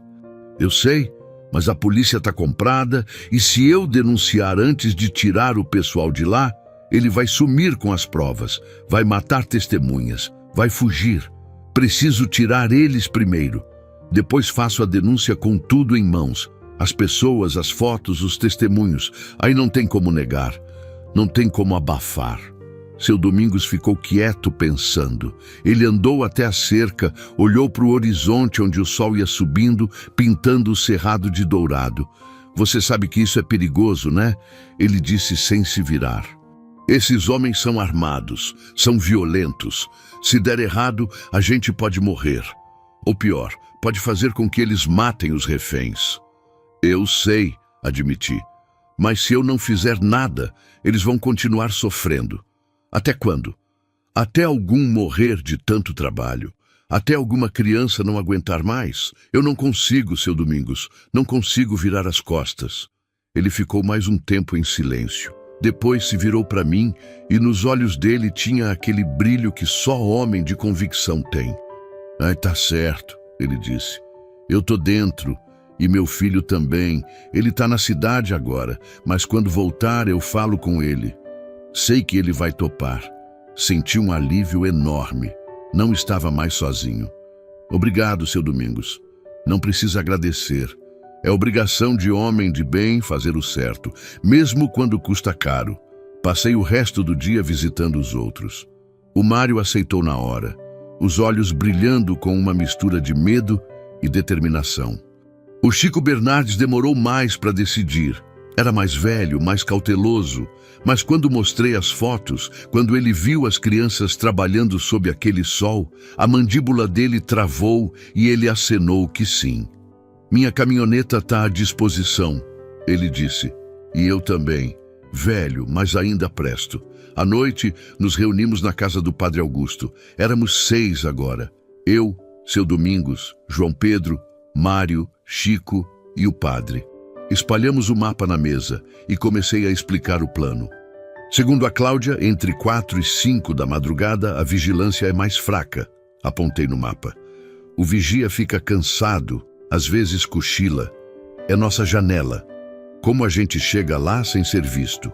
João Pedro perguntou. Por aqui. Tracei o caminho no mapa. Essa trilha velha que passa por trás da propriedade. A gente deixa a caminhoneta do Chico escondida aqui, nessa curva onde tem mata fechada. Daí seguimos a pé pela trilha até chegar perto do galpão. E os capangas? Mário perguntou nervoso. Eles são armados. Segundo a Cláudia, de madrugada só tem um vigiando. Expliquei. Os outros 2 dormem na casa com o Valdenir. Se a gente for silencioso, rápido, consegue neutralizar o vigia sem alerta aos outros. Neutralizar como? Seu Domingos perguntou, prático. Não violentamente, se possível. Padre Augusto interveio. Não podemos virar criminosos para combater criminosos. Então o quê? Chico questionou. A gente pede com licença para ele deixar a gente resgatar o povo. Ficamos em silêncio, todos pensando. Espera, João Pedro disse. Tem um jeito. A gente chega silencioso, pega ele de surpresa por trás. Eu sei imobilizar sem machucar. Aprendi lá no rodeio quando tinha que segurar boi bravo. A gente amarra, amordaça, deixa ele lá. Quando os outros descobrirem, a gente já vai estar longe. Não era perfeito, mas era melhor que violência. E depois? Mário perguntou. Conseguimos abrir o galpão, tirar todo mundo. Aí, colocamos 12 pessoas na caminhoneta e saímos correndo? Exatamente, confirmei. A caminhoneta do Chico é grande. Dá para colocar todo mundo na caçamba. Vai apertado, mas dá. A gente corre pela estrada, traz todo mundo para a cidade. Aí deixamos todos na igreja, sob proteção do padre. E na mesma hora fazemos a denúncia formal para o Ministério Público em Goiânia. Com as fotos, com os testemunhos, com as vítimas em local seguro. Padre Augusto completou. Aí não tem como ignorar. Não tem como abafar. Seu Domingos estudou o mapa, as rugas profundas na testa franzida. É arriscado, ele disse. Muita coisa pode dar errado, mas é viável. Se todos fizerem sua parte, se tivermos um pouco de sorte, pode funcionar. Quando? João Pedro perguntou. Amanhã de madrugada, falei, e todos me olharam surpresos. Quanto mais a gente espera, mais eles sofrem. E mais tempo o Valdenir tem para desconfiar que algo está errado. A Cláudia fugiu faz uma semana. Ele deve estar nervoso, talvez até pensando em mover as pessoas para outro lugar. Temos que agir rápido. Amanhã, Chico respirou fundo. Jesus Cristo. Geraldo tem razão, Padre Augusto falou. Cada dia que passa é mais um dia de sofrimento e mais risco de perdermos a oportunidade. Ficamos discutindo os detalhes até tarde. Quem ia fazer o quê? O que levar? Como se comunicar no escuro sem fazer barulho. Combinamos de nos encontrar às 3 da madrugada no posto de gasolina abandonado na saída da cidade. De lá, seguiríamos juntos. Quando a reunião acabou, já passava da meia-noite. Os homens foram embora um por um. Padre Augusto me segurou pelo braço antes de eu sair. Geraldo, ele disse, os olhos sérios. Você sabe que pode dar errado, que podemos não conseguir, que pode haver violência. Eu sei, padre. E você sabe que, independente do resultado, você já fez mais do que a maioria faria.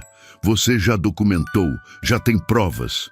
Pode fazer a denúncia e deixar as autoridades resolverem. Posso, concordei, mas não vou. Porque se eu fizer assim, quando as autoridades agirem e se agirem, vai demorar dias, semanas talvez. E nesse tempo, aquelas pessoas vão continuar sofrendo. Ou pior, o Valdenir vai ser alertado e vai sumir com elas. Não posso arriscar isso, padre. Não depois de ter visto aquela menina caindo, aquela mulher grávida sendo chutada. Ele segurou meu rosto com as duas mãos, um gesto paternal. Que Deus nos proteja, meu filho, e que Ele nos dê coragem para fazer o que é certo. Amém, respondi. Voltei para casa. O fantasma estava no curral mastigando capim tranquilo, alheio ao drama humano que se desenrolava. Passei a mão no lombo dele. Se eu não voltar, velho, murmurei, o seu Domingos vai cuidar de você.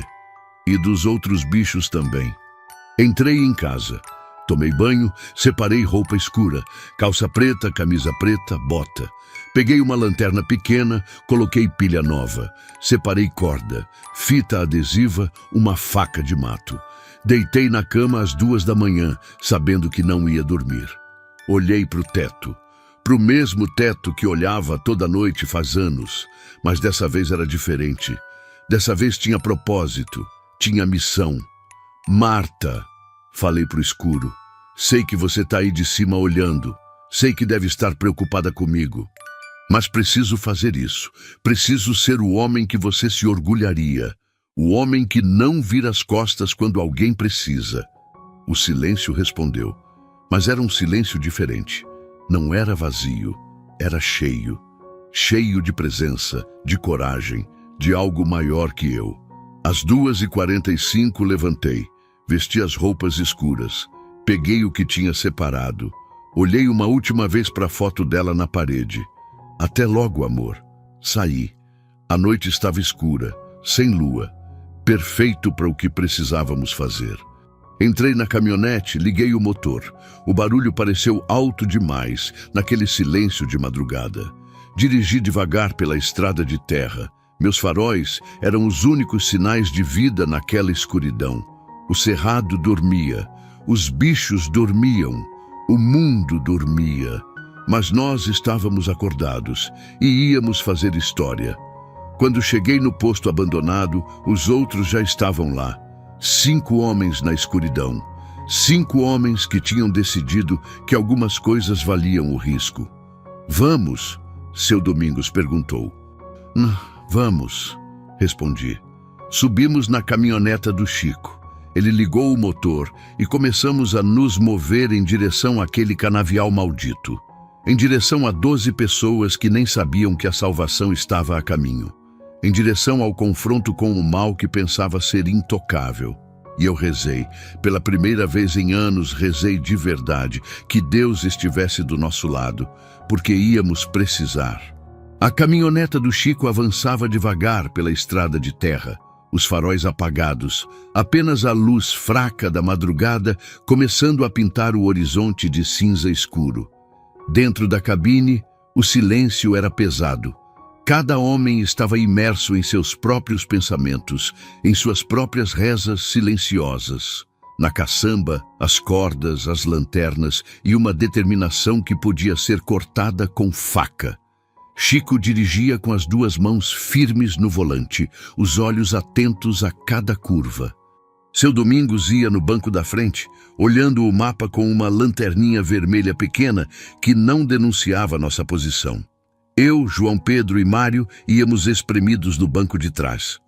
Ali, seu Domingos apontou. Aquela curva é onde a gente esconde a caminhoneta.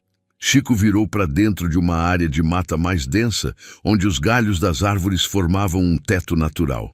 Desligou o motor. O silêncio da madrugada nos engoliu imediatamente. Apenas o canto distante de algum inseto noturno, o farfalhar de folhas secas, o próprio som da nossa respiração. São 13h40, seu Domingos checou o relógio. 20 minutos para chegar no galpão. Se tudo der certo, às 4h30 já estamos de volta aqui com todo mundo. E se não der certo? Mário perguntou, a voz trêmula. Aí corremos para o mato e cada um se vira como pode. João Pedro disse sem rodeios. Mas não vai chegar nisso. Descemos da caminhoneta. Cada um pegou o que tinha trazido. Eu levava a corda e a faca de mato. Seu Domingos tinha uma lanterna e um pedaço de cano. Só para caso extremo, ele tinha dito. João Pedro, com seus braços de trabalhador de gado, ia na frente, confiante na própria força. Mário carregava a câmera ainda. Se a gente for fazer isso, vou documentar, ele tinha insistido. E Chico, mais velho, mais determinado, segurava uma alavanca de ferro. Começamos a caminhar pela trilha que Cláudia tinha descrito. O caminho era estreito, coberto de mato, cheio de pedras e raízes que tentavam nos derrubar no escuro. Mas conhecíamos aquele tipo de terreno. Nascemos nele, crescemos nele. O cerrado era nosso território tanto quanto era deles. 20 minutos de caminhada tensa. Cada barulho parecia amplificado. O estalar de um galho sob nossos pés, o roçar da roupa no mato, a própria respiração pesada. Mas seguimos, devagar. Silenciosos como conseguíamos ser. Foi quando vimos as luzes. Ao longe, através das árvores, duas construções. Uma maior, mais nova. A casa onde o Valdenir morava. E uma menor, mais precária. O galpão. Havia uma luz fraca em um poste entre as duas construções, iluminando mal o terreiro de terra batida. Nos agachamos atrás de um cupinzeiro grande, observando. Alguém vê o vigia? Sussurrei. Seu Domingos apontou. Encostado na parede do galpão, quase invisível na sombra, uma figura. Grande. Devia ser o tal do Boca. Ele estava sentado numa cadeira velha, a cabeça pendendo para frente.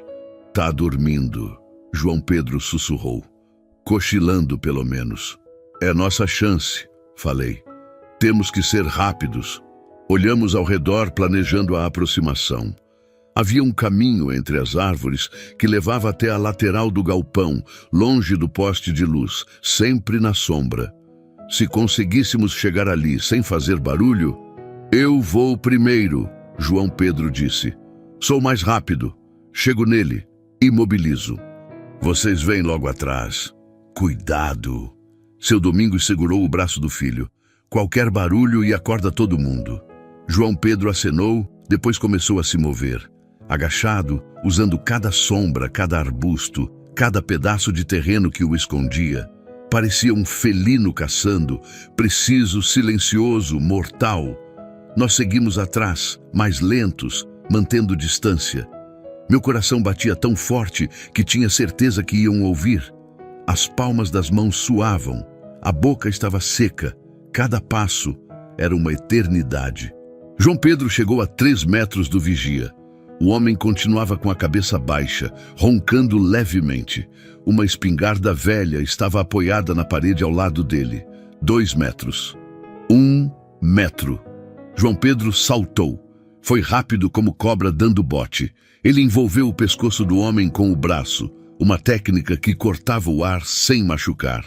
O vigia acordou, tentou gritar, mas só saiu um som abafado. Tentou se mexer, mas João Pedro era forte demais. Em segundos, o corpo do homem ficou mole, desmaiado pela falta de ar, mas vivo. Corremos até lá. Seu Domingos pegou a espingarda, verificou se estava carregada, tirou as balas e jogou longe no mato. Eu e Chico amarramos o vigia com as cordas que tínhamos trazido. Pulsos, tornozelos, bem apertado. Mário enfiou um pano na boca dele, prendeu com fita adesiva. Primeiro passo, seu Domingos sussurrou. Agora vamos tirar essa gente daqui. A porta do galpão tinha um cadeado grande, enferrujado. Chico enfiou a alavanca e fez força. O metal gemeu. Um som alto demais na noite silenciosa. Todos congelamos, olhando para casa ao longe. Nenhuma luz acendeu, nenhum barulho. De novo, sussurrei. Chico fez força outra vez. Mais um gemido de metal. Então, um estalo. O cadeado se rompeu. Caiu no chão, levantando poeira. Abrimos a porta devagar. O cheiro que saiu foi terrível. Suor, urina, mofo, desespero. Acendi a lanterna pequena, apontei para dentro. E meu coração se partiu. 12 pessoas. Amontoadas num espaço que mal cabia 6. Dormindo no chão de terra batida, sobre papelão velho e trapos sujos. Magras demais, sujas demais, quebradas demais. Uma mulher acordou primeiro. A Joana, aquela que eu tinha visto levar o chute. Ela se encolheu quando a luz bateu nela, os braços indo automaticamente para frente do rosto, protegendo da pancada que ela esperava receber. Calma, sussurrei. Não somos eles. Viemos tirar vocês daqui. Ela me olhou sem entender, os olhos arregalados de medo e confusão. É mentira, ela sussurrou. É pegadinha. Vocês vão bater na gente. Não. Me aproximei devagar, as mãos abertas para mostrar que não tinha nada. A Cláudia nos mandou. Ela escapou, contou tudo. Estamos aqui para resgatar vocês. Ao ouvir o nome de Cláudia, algo mudou no rosto dela. Uma fagulha de esperança, pequena mas real. Cláudia, ela tá viva? Tá. E segura, esperando vocês. As outras pessoas começaram a acordar. Confusas, assustadas, sem entender o que estava acontecendo. Havia uma mulher mais velha, devia ter 60 anos, mas parecia ter 80. 2 homens, ambos tão magros que dava para ver cada osso. 3 crianças, a menina que eu tinha visto, mais 2 meninos pequenos. Escutem, falei tentando manter a voz baixa, mas urgente. Não temos muito tempo. Precisamos sair daqui agora, antes que eles acordem. Tem uma caminhoneta esperando. Vamos levar vocês para a cidade, para segurança. É verdade? Um dos homens perguntou, a voz quebrada. Não é mentira? É verdade, eu juro por Deus. Joana se levantou, trêmula. Ela olhou para fora, viu o vigia amarrado, viu nossas expressões e finalmente entendeu que era real. Levanta todo mundo, ela disse para os outros, a voz ganhando força. Rápido! É nossa chance. Eles começaram a se levantar. Devagar, com dificuldade, corpos machucados, articulações doloridas, músculos fracos de trabalho escravo e pouca comida. Mas se levantaram. Porque a esperança, mesmo pequena, é mais forte que cansaço. Vocês conseguem andar? Seu Domingos perguntou. A gente consegue, Joana disse com determinação. Nem que seja rastejando, a gente sai daqui. Começamos a sair do galpão. João Pedro ia na frente, checando o caminho. Eu e seu Domingos ajudávamos os mais fracos. Chico pegou uma das crianças no colo, a menina pequena que mal conseguia andar de tanta fraqueza. Mário ajudava a mulher mais velha. Foi quando a luz da casa acendeu. Todos congelamos. A porta da casa se abriu. Uma figura saiu. Um homem, magro, nervoso, o Ratim. Ele acendeu um cigarro, começou a andar em direção ao galpão, provavelmente para checar o vigia. Merda, sussurrei. Estávamos a céu aberto no meio do terreiro, ainda longe da proteção das árvores. Se ele olhasse, nos veria. Não se mexam, seu Domingos sussurrou. Nem respirem. O Ratinho andava devagar, fumando, olhando para o céu escuro. Estava a uns 20 metros de nós. Se continuasse vindo naquela direção, ia nos ver em segundos. Meu coração martelava. Ao meu lado, Joana tremia, a mão tapando a própria boca para não fazer barulho. A menina no colo do Chico começou a choramingar baixinho. Shhh! Chico sussurrou no ouvido dela. Quietinha, minha filha, quietinha. O Ratinho parou, jogou o cigarro no chão, pisou, olhou para o galpão. A porta estava aberta. Vimos o momento exato em que ele percebeu. O corpo dele enrijeceu. A mão foi para o cinto, onde devia ter uma arma. A boca se abriu para gritar. Corram! Gritei. Corram! Tudo virou caos. As pessoas correram em direção às árvores, cambaleando, tropeçando, mas correndo. O Ratinho gritou. Valdenir! Eles estão fugindo! Acorda! João Pedro largou quem estava ajudando e correu em direção ao Ratinho. Foi rápido, mas não rápido o suficiente. O homem sacou um revólver. Um tiro cortou a noite. O barulho foi ensurdecedor. Ecoou pelo campo, acordou todo o cerrado, matou qualquer chance de sairmos em silêncio. João Pedro se jogou no chão. A bala passou raspando, acertou uma árvore atrás dele. Vai! Seu Domingos gritou. Levem eles embora, eu seguro aqui. Pai, não! João Pedro gritou. Vai, garoto, cuida dessa gente. Outro tiro. Esse acertou o chão perto de mim, levantando poeira e pedra. Peguei a criança mais próxima, uma menina de uns 7 anos. Joguei nas costas e corri para o mato. Atrás de mim, mais tiros, gritos, confusão. Cheguei nas árvores, olhei para trás. Seu Domingos tinha se colocado entre os fugitivos e a casa, usando um tronco de árvore como proteção. O Ratanha atirava na direção dele. Da casa saíram mais 2, o Valdenir e o outro capanga, o Zé Preto, ambos armados. "Mário!" gritei. "Você tá filmando isso?" Ele levantou a câmera, as mãos tremendo. Tô gravando tudo." "Então continua gravando, é nossa prova." João Pedro tinha conseguido chegar até nós com mais 2 pessoas. Chico estava mais adiante na trilha, carregando a mulher velha nas costas, mesmo com seus próprios 60 e poucos anos. Meu pai... João Pedro olhava desesperado para trás. "Ele sabe se cuidar", falei, mas a voz saiu sem convicção. "Agora vamos, leva essa gente para a caminhoneta." Mais tiros.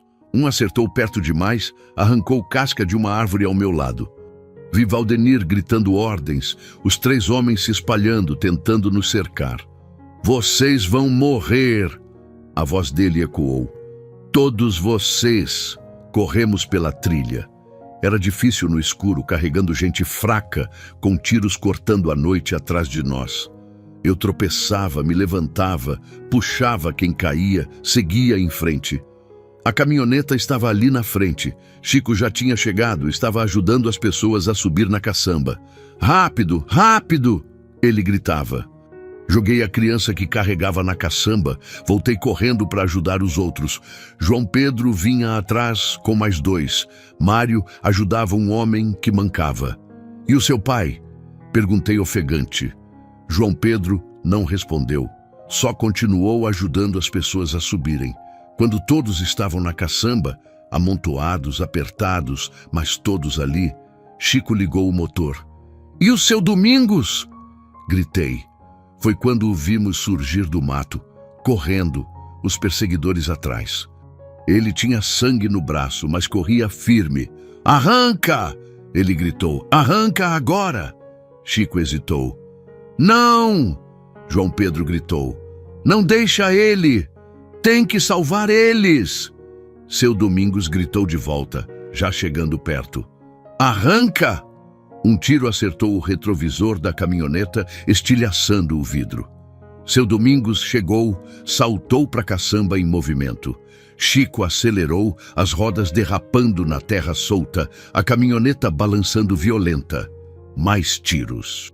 Um acertou a lateral da caçamba com um tangue metálico. As pessoas gritaram, se abaixaram. "Cabeça baixa!" gritei. "Todos com a cabeça baixa!" A caminhoneta ganhou velocidade. As árvores passavam borradas dos lados. Os tiros ficavam mais distantes. Olhei para trás. No meio da estrada, 3 figuras, o Valdenir e seus capangas, atirando na nossa direção, mas já longe demais. A escuridão e a distância nos protegendo. Continuamos correndo pela estrada de terra. Ninguém falava. Só o barulho do motor, do vento, dos soluços de gente que tinha acabado de ser libertada. Olhei para a caçamba. 12 pessoas, 12 almas que há poucos minutos atrás achavam que iam morrer naquele lugar. Agora livres, assustadas, machucadas, traumatizadas, mas livres. "Seu Domingos", chamei. "O senhor está ferido." Ele olhou para o braço onde o sangue manchava a camisa. "De raspão só. Já tive coisa pior rodeando boi bravo." João Pedro abraçou o pai com força, sem ligar para as lágrimas que desciam. Joana estava sentada no canto da caçamba, a barriga de grávida protegida com os braços, chorando em silêncio. Quando nossos olhos se encontraram, ela acenou com a cabeça. Um agradecimento simples, mas que valia mais que qualquer palavra. A menina pequena que eu tinha visto naquele primeiro dia, aquela que caía carregando cana sob o sol, estava deitada no colo de outra mulher, finalmente dormindo. Um sono de verdade, não de exaustão, mas de paz. Quando chegamos na cidade, o sol começava a nascer. Padre Augusto estava na porta da igreja esperando, junto com Dona Lourdes e mais algumas mulheres da paróquia que ele tinha avisado. Meu Deus! Ele sussurrou quando viu o estado daquela gente. Meu Deus do céu! Ajudamos todos a descerem. As mulheres da paróquia os envolveram em cobertores, levaram para dentro da igreja onde tinham preparado comida, água, um lugar para descansar. Cláudia estava lá. Quando viu a irmã dela descendo da caminhoneta, gritou e correu. As duas se abraçaram no meio da rua, chorando, rindo, caindo de joelhos. Vocês conseguiram! Padre Augusto me abraçou forte. Vocês conseguiram, meu filho. Ainda não acabou. Falei exausto. Agora vem a parte 2, a denúncia. Já está feita, ele disse. Assim que vocês saíram, eu liguei para o Ministério Público em Goiânia. Eles já mandaram uma equipe, devem chegar dentro de 2 horas. E chamei a Polícia Federal também. Olhei para ele, surpreso. A federal? Trabalho escravo é crime federal, Geraldo. E isso aqui, ele apontou para as pessoas sendo cuidadas. É a prova viva, junto com suas fotos, com o vídeo do Mário, com os testemunhos. Acabou para ele. Valdenir vai pagar. Sentei no meio-fio, as pernas não me segurando mais. Mário sentou do meu lado, a câmera ainda na mão. A gente conseguiu, ele disse, ainda sem acreditar. Conseguimos, repeti. O sol continuava subindo. Mais um dia começando no interior de Goiás. Mas hoje era diferente. Hoje 12 pessoas tinham acordado livres. Hoje a justiça finalmente ia ser feita. Olhei para o céu se pintando de dourado e pensei na Marta. Consegui, amor, sussurrei. Fiz o certo. E pela primeira vez em 7 anos, senti que tinha voltado a viver.